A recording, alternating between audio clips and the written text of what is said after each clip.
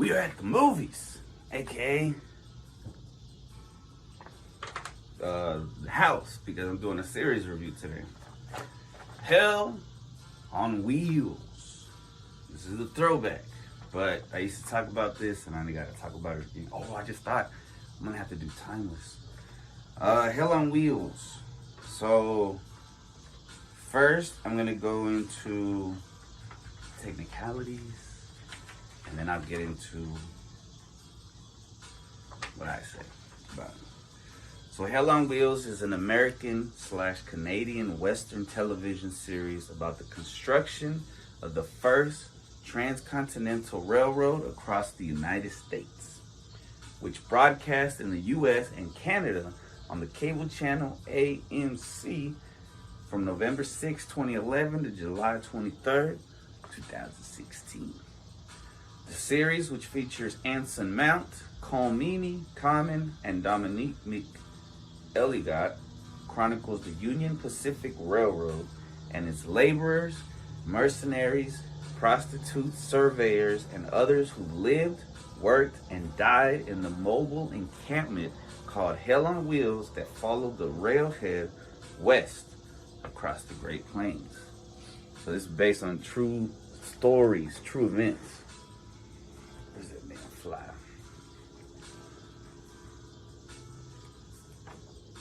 I feel like I heard it. You heard that? It went bzz, bzz, bzz, bzz. In particular, the story focuses on Colin Bohannon, which is Anson Mount, a former Confederate soldier who initially joins the railroad to track down the Union soldiers who murdered his wife and young son during the American Civil War. Now, this is probably fabricated, maybe influenced by true events, but I don't think there's a particular person that they're going off of on this. In the process, he becomes a foreman and eventually chief engineer on the railroad. The series was created and produced by Joe and Tony Gaiton, and developed by Endemol USA under the stewardship of Senior Vice President of Scripted Programming Jeremy Gold, and it's produced by Entertainment One and Nomadic Pictures. In 2012, AMC announced creators Joe and Tony Gaiton were no longer, hey, cats, outside, I'll be there in a minute. We're no longer involved in the day-to-day production of the series. On December 12th, 2012, AMC announced that writer John Worth would take over as showrunner for the third season. Yo, that date? A lot of us thought that was the end of the world. No, it was December 21st, 2012. That was crazy. So season 1 begins in 1865, shortly after the assassination of Abraham Lincoln. Season 2 covered 1866. Seasons 3 and 4 opened in 1867. Season 5 carried the series into 1869. So the main article, season 1. So in 1865, former Confederate soldier Colin Bohannon journeys to the Union Pacific Railroad.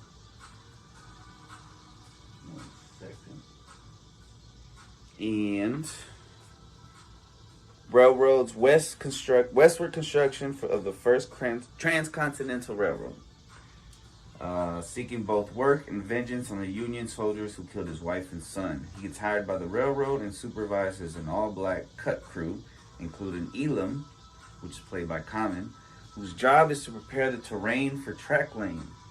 Through conversation with railroad foreman Daniel Johnson, played by Ted Levine, Colin learns more about his wife's death.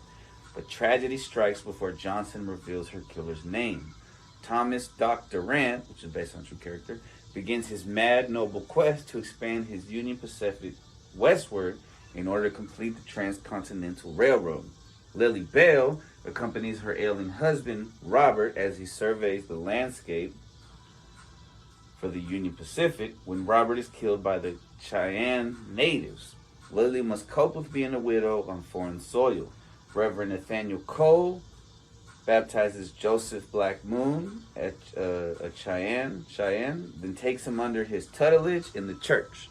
Season 1 ends with Bohannon killing a man he believes was responsible for the rape and murder of his wife, only to discover that the man was not there at the time. Season 2, Bohannon tries to find himself again while continuing to drive the westward expansion of the Union Pacific Railroad under Durant's leadership. Bohannon takes up with a gang of train robbers but is turned over to the Union Army and imprisoned. Durant manages to get him pardoned. The railroad construction enters the Sioux territory, where the Swede and a misguided Reverend Cole assist the natives in attacking the railroad. Lily Bell seeks to gain control of the railroad from Durant and mails his accounting ledgers to the government. Army officers arrive to find the town has been attacked by the Sioux. Season 3. Bohannon abandons his quest to avenge his wife and son's deaths in order to battle Durant for control of the Union Pacific Railroad. Eva gives birth to a baby who was sired during her marriage to Gregory Toole. Elam proposes marriage to her. Now, we talked about Eva. She was the one that had the first white woman to have Native American tattoo, and we covered her. I'll put a link in the description. She gives birth to a baby who was sired during her marriage to Gregory Toole. Now, Toole ends up killing himself because he sees her with Elam. Elam proposes marriage to her, even though her postpartum depression weighs heavily on her. The Swede takes up with the Mormon family on their way to the fictional Fort Smith and later reveals his true nature. Season 4. Conflict arises among the government and businesses, ranchers, homesteaders, and the railroad as all of those interests compete with one another for control of Cheyenne, Wyoming, the most important railroad hub in 1867.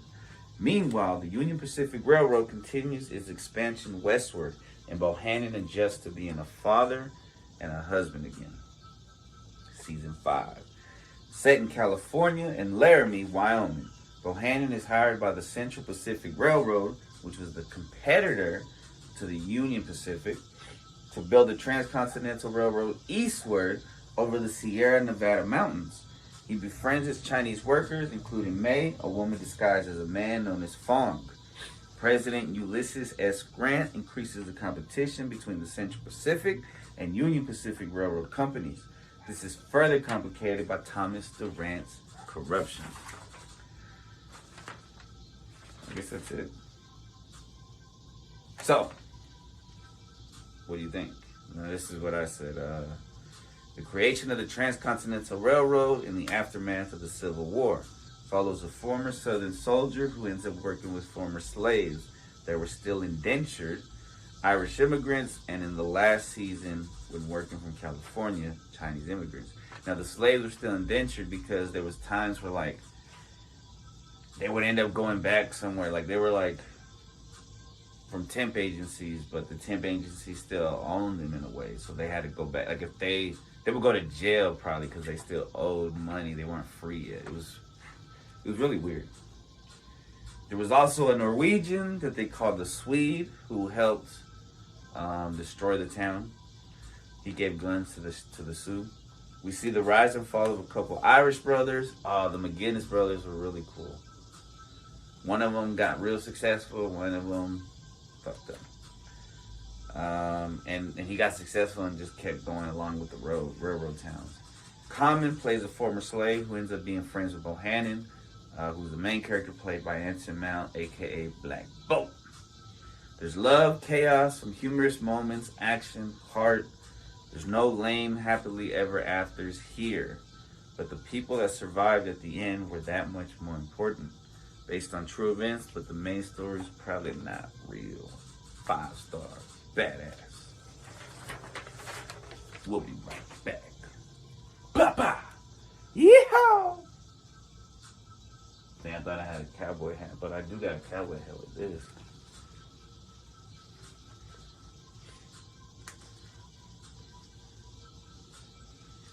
Wild Wild West. Shout out to the Matt and Shane Secret Podcast. Wild Wild West. Shout out to them cowboys. We'll be right back with Badass Woman in Herster, who's another cowboy. Well, I mean cow person. But not a cow. Man, so much synchronicity.